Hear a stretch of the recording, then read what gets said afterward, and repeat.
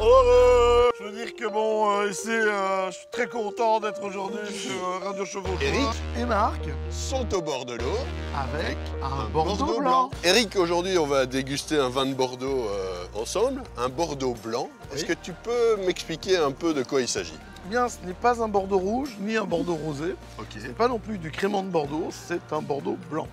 Traditionnellement, Bordeaux, c'est une région productrice de blanc.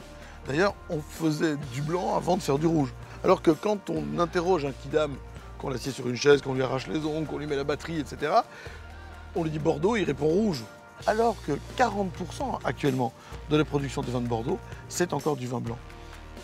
Essentiellement à base de Sauvignon aujourd'hui, mais traditionnellement avec 3 cépages, le Sauvignon, le Sémillon et la Muscadelle. Et depuis quelques années, il y a une tendance à mettre seulement le Sauvignon en avance. Et les travaux qui ont été menés par la fac de Bordeaux d'œnologie, notamment par le professeur Dubourdieu, sont parvenus à déterminer vraiment un style très particulier pour les vins de Bordeaux. On ne peut pas confondre un Sauvignon de Bordeaux avec un Sauvignon du Nouveau Monde ou un Sauvignon du Centre-Loire. On a des Bordeaux qui sont des Bordeaux avec une typicité, j'aime pas le mot, mais c'est ça pourtant, bien établie, qui sont les Sauvignons de Bordeaux. Je pensais que les vins blancs, c'était des petits vins faciles à faire, quoi. Je ne suis pas suffisamment compétent en œnologie parce que j'ai jamais fait de vin vraiment jusqu'au bout, mais je crois que le blanc est beaucoup plus complexe à faire que du rouge. Avec un rouge, tu peux un peu déborder, tu peux partir en slide une fois à droite à gauche. Dans le blanc, il faut vraiment être tout le temps sur la balle, il ne faut rien laisser filer. Et faire des blancs intéressants, c'est encore beaucoup plus compliqué. Quand on a des blancs boisés, par exemple, il faut vraiment bien maîtriser la bête parce que sinon tu perds toute la fraîcheur, tout le côté citronné, toute la vivacité du Sauvignon.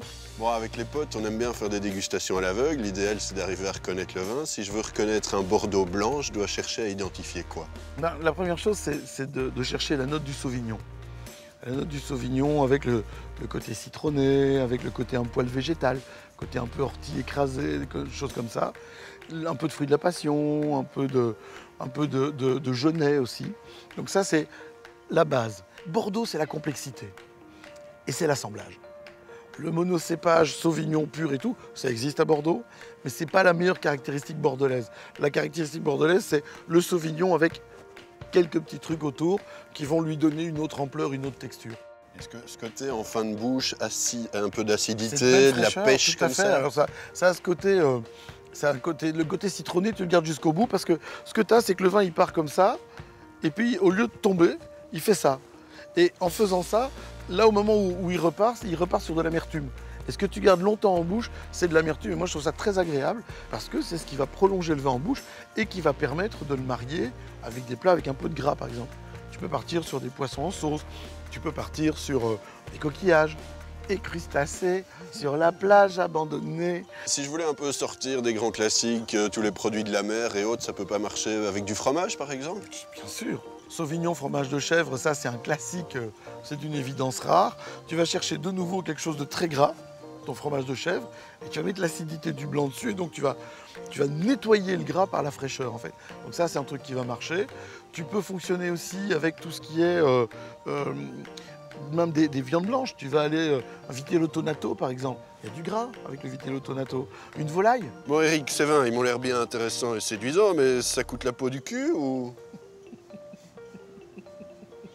Tu vas vraiment garder ça au montage? On va la refaire? C'est cher, ça va? Alors, dans les vins de Bordeaux blanc, on a, comme dans le rouge, une gamme extrêmement large. Et sur des vins un peu moins prestigieux, là, on a des rapports prix-plaisir qui sont énormes, puisqu'on est de nouveau dans cette fourchette de 5 à 10 euros. On se fait vraiment plaisir. Il y a vraiment moyen de bien s'amuser sur la fraîcheur, sur la finesse, sur la modernité du vin, sur son côté technique. Et c'est vachement chouette. The Maître, merci beaucoup pour tous ces conseils. J'aime bien quand tu me parles comme ça.